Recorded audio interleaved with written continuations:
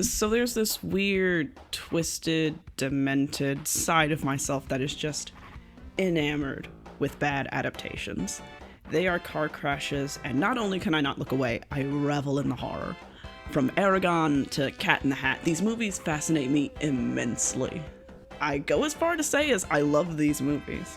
And recently, the various responses to The Last Airbender Netflix drama has me looking back to the past, to another embarrassment for those who love Avatar the Last Airbender. The Last Airbender is a bad movie. Like, a really bad movie. I'm not saying anything new with that statement. This movie was critically, commercially, it was every kind of panned it could be. From finances to creative differences, a whole host of issues haunted the production of this movie. But what makes it so bad? Sure, there have been plenty of bad adaptations, but rarely is something so bad that the fans of the original source material, they just pretend it doesn't exist. What's its deal? How did something with such a great source material fall so hard? Typically, when I look at adaptations, the first question I like to ask is, who is this made for? Who is the audience in mind? Not every adaptation is made for the esoteric fan who understands every aspect of the source material. And conversely, whatever, not every adaptation is made for the wider audience. There's merit to be found with both of these approaches. There are some adaptations that I really like that are fairly separate from their source material. Sometimes movies are wildly different, and that's okay. Now, not all of these are good, usually far from it, but I find them enjoyable, and largely I have a good time with them.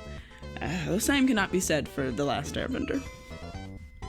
I figure the easiest thing to start with, other than the abysmal writing, is the characters. When you have a world as vibrant as Avatar, The Last Airbender, it really helps to have relatable characters to help draw you in further. It's a war, and I want to care. If I don't care about the characters, I don't care about the war.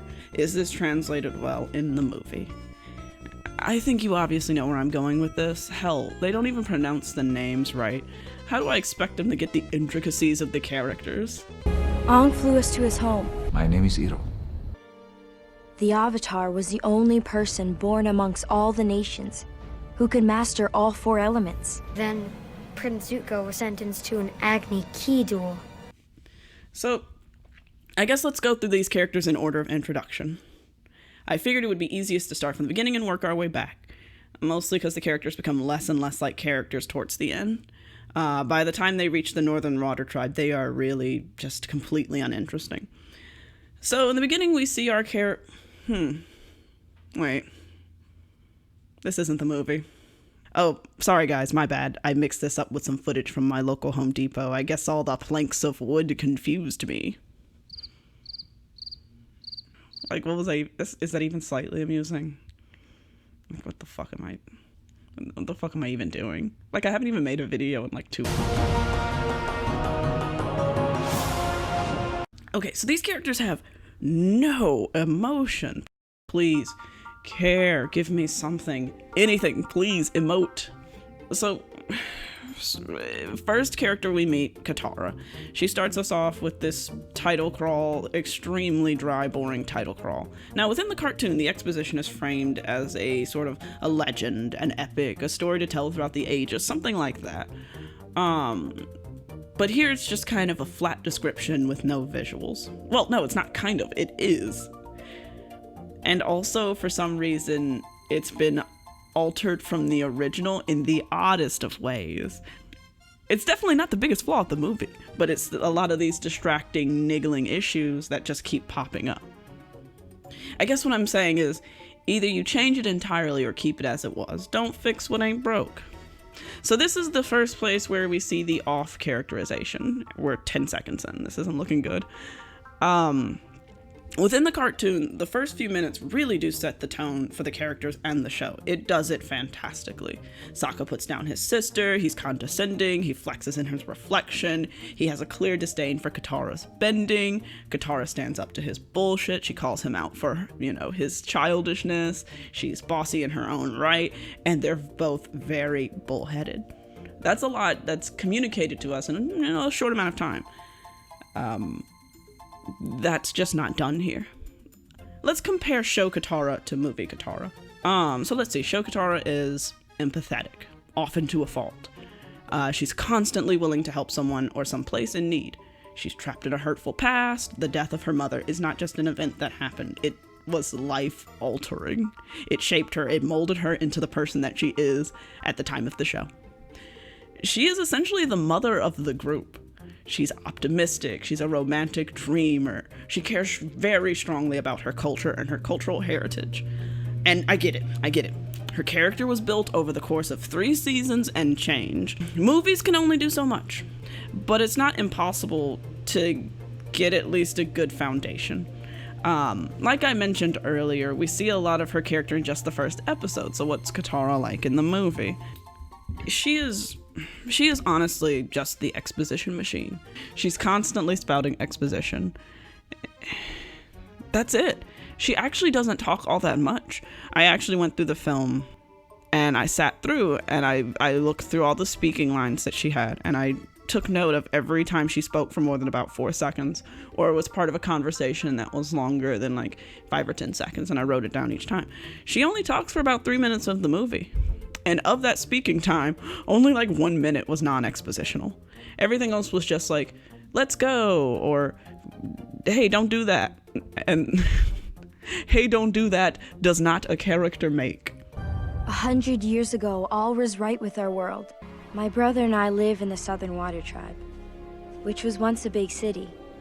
Ong flew us to his home. He told us how he left there in a storm on Appa and got forced into the ocean where they almost drowned. A lot of villages in the Earth Kingdom, like around here, they haven't been able to conquer big cities like Ba Sing Se. The scroll we had was proving to be helpful. Ong was practicing, but for some reason, he was having trouble with waterbending. We arrived at the Northern Water Tribe. And Sokka, he doesn't fare too much better. Not my Sokka. But, I guess he's not anybody's Sokka, because he's Sokka. Sokka is really one of my favorite characters, and if I'm honest, I see a lot of myself in him. I can't begin to tell you how gratifying it was to see a character that's like the anal goofball that's not a dad. Because I relate to the anal goofball. Don't make it weird. He's lighthearted. He likes to make his puns. He gets caught up in their goofy little weird named little schemes, and I think that's endearing. It endears me to him. Movie Sokka is so fucking serious all the time. Just listen to this. What would you do if they tried taking me away? I'd kill them all. What? Sokka would never say something like this. Like, why would he be all, I would kill them all? Sokka and Katara constantly antagonize each other. Constantly. This Sokka's just so ineffectual. And also, I think Aang smiles maybe twice in this movie, and that's very unlike the character. It's very off-putting. Oh, and it's kind of tragically funny.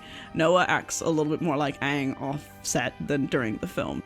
So, in all honesty, I think that if you have to get any character right, you have to get Zuko right. Especially if you're going down this more serious route. His interactions, his growth, everything about him is very pivotal to the tone and nature of the show. And surprise, surprise, it's not done well here. Think what you will about pre-redemption Zuko, but you gotta admit this boy was relentless. You might think, oh, he's only about honor, honor, honor. You might make fun of that like being his one line, but he just doesn't know when to give up. Early on in the show, it is really impressed on us just how important this mission is to him. Zuko in this movie is a piddling little bitch. Like, he lets Aang, sorry, I keep messing up, Ong, slip through his fingers for no good reason and just yells. Like, Zuko will literally jump off of working vehicles to try to catch him. He is desperate. And in just the first season, Zuko grows so much. The movie just undercuts his growth just so aggressively. I don't believe a single emotion that Zuko has in this film that's not angst. Is angst an emotion? Well, he makes angst and emotion. Also, what is this? Bring me all your elderly!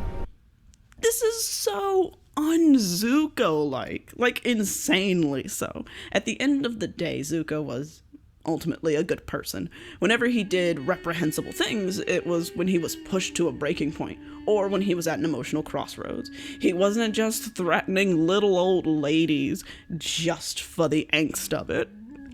Personally, I think one of the worst things that happened to Zuko is that he's Indian instead of Japanese, or at least vaguely Asian.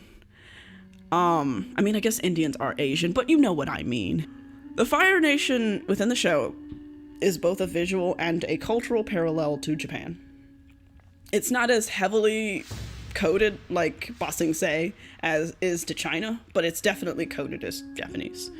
The nation's on an island nation, not too dissimilar to Japan's geography, and the significance of the top knot, and culturally, while they're advancing and industrializing quickly, they're retaining a lot of aspects of their older culture. That's something vital that you're missing when you remove the Japanese-inspired aspects of the Fire Nation. You remove a large part of what makes Zuko compelling as a character. Zuko is largely characterized through the abusive relationship he has with his father, and it has greatly warped his personality and his perception of reality. Ozai is taking advantage of their culture of honor and using it to abuse, control, and domineer over his son. You lose that here. I hate that Zuko is missing his signature top knot.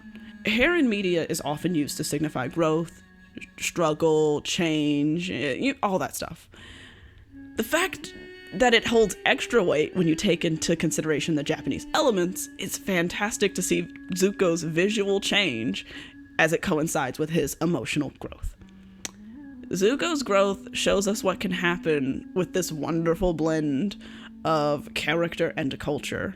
And Zuko, as we know him, does not exist without his culture. I do not like this. This obviously has me heated, so maybe we could take a step back and look at this film removed from the source material. Let's look at the acting. These children cannot act. It wasn't very smart. I was just upset. Thanks for saving me. Lucky. Hey, Jinzo! Monet! I'm back! Hey, guys! I want you to meet someone! So what if we found you? Teachers to teach you bending. Which element would you have to learn first? I did everything Dad said to do. I watched what side of the fin tracks are more indented, that shows you which direction they're going. I saw how long the drag skids are, that shows you how fast they're going. Literally any scene with the Fire Lord. Like, this is the most unthreatening man I've ever seen. Actually, I think I skipped over the Fire Lord when I was talking about the characters. Let me rectify that here and now. So, let me tell you guys something. I love the Fire Lord in a similar way to the love that I have for Sheev the Senate Palpatine. I love cartoonishly evil characters. In the show, the Fire Lord was a fucking video game boss. He was a literal silhouette sitting menacingly in front of a wall of fucking fire. We didn't see his full face until season 3. My favorite, not one of my favorites, not in my top 10, my favorite line from the show is when Ozai lords over Aang, ready to raise both him and the planet to ash, and just yells, "Prepare to join them! Prepare to die!" It's just beautiful. It's so cartoonishly villainous, and I love it. Just bathe me in cartoon villainy. So now that I've painted that picture, just look at this doofy excuse for a Fire Lord. Who is this man supposed to intimidate? This bitch couldn't scare water out of a paper bag. So let's take this time to collectively curse the man responsible for this. So I think one of the biggest downfalls is the style of the director, M. Night Shyamalan. M. Night's track record exists on this ever-swinging pendulum, with one side showing a skill in the medium, with critical and commercial acclaim. And on the other side, you got poo-poo. Universally hated, critically panned films, Lady in the Water After Earth, and, of course, The Last Airbender. Why is that, though? So I think he has a very inflexible style, and his style is not built for character building. It's more to service tension. And normally, I'm very, very, very forgiving. People make mistakes. Sometimes you accidentally make poo-poo. Half my videos are poo-poo, and you know what? I'm fine with that. But M. Night really rubs me the wrong way, so let's get into why. Now, do I hate M. Night? Kinda. I cannot stand to hear this man talk. Well, maybe not hate, but like, get the fuck over yourself, buddy. You done made some doo-doo. Accept that. What role does race play in your casting of these characters, and more specifically, why Caucasian actors are playing what in the original series were Inuit characters, and why Middle Eastern or Central Asian characters are playing the Fire Nation. Right. You know, for me, this was an incredible opportunity to be culturally diverse and be organic at the same time. And so, you know, the thing about anime is that it's an art form that includes culturally ambiguous features. That's what they do. Big eyes, and sometimes blue eyes, and sometimes big, you know, Indian eyes, and everything is very, you know, interesting, sharp features in this. And it's meant to see yourself in it. That's the art form. And so all cultures see themselves in those faces. Oh my goodness. No. If you have a working understanding of anime, you know that's indisputably untrue. American, Italian, British, all of these characters are notably different than Japanese characters within anime. To say otherwise is just ridiculous. I honestly don't feel like I need to explain that further. It's kind of obvious if you watch anime. Also, there is a lot I can say about you claiming that white characters are sort of a blank slate to project yourself onto.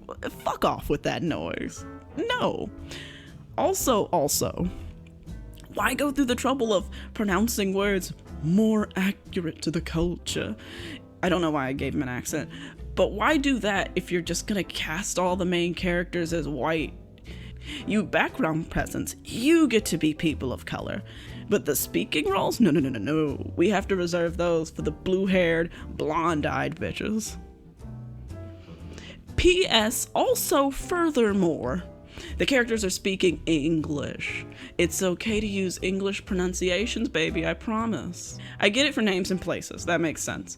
But like, we use the word avatar in like English. You don't have to say avatar. You don't. Ugh, and nothing pisses me off more than this interview right here. Critics are, I don't know what's going on with me and the critics in the United States. I gotta tell you, something's going on. They just don't get you. They've never got me, and it's getting worse. They're like, it's almost like, go away. And I also think that I'm getting more, you know, influenced by other cultures more, as you can see from the movie. And so I'm not doing like a straight up American movie anymore. The tonalities are changing. You know, I always had a European sensibility to my movies, so the pacing is always a little bit off for them, you know, and it feels a little stilted, and they need more electricity and all that stuff. And I'm like, this is the way I think of things, because, you know, Hitchcock and Kurosawa and Stanley Kubrick, these are like my teachers. And get the fuck out of here with that nonsense. European humor. No, this is just not a good movie, and I'm pretty sure they didn't like this trash across the pond either. I've never seen a director, well, no, I have. It's so infuriating to see a director so lacking in introspection, so he definitely bothers me. So if you've seen the film, you are aware that the film is based around a handful of specific episodes, along with elements that are sandwiched in for lore purposes. It doesn't just pluck out themes and characters and change the setting and change the story like some adaptations, but the film exists with clear and direct parallels to episodes in the series. I'm actually making this into 2 parts, and in the next part, I want to talk about that. I want to dissect why they might have made these choices, whether I find them to be effective or not, and then I want to conclude by orchestrating a list of episodes that I would pick if I were to attempt to make my own live-action Avatar film. It might not be my next video, but it is coming. If you are interested in the follow-up, and you're new to the channel, please subscribe.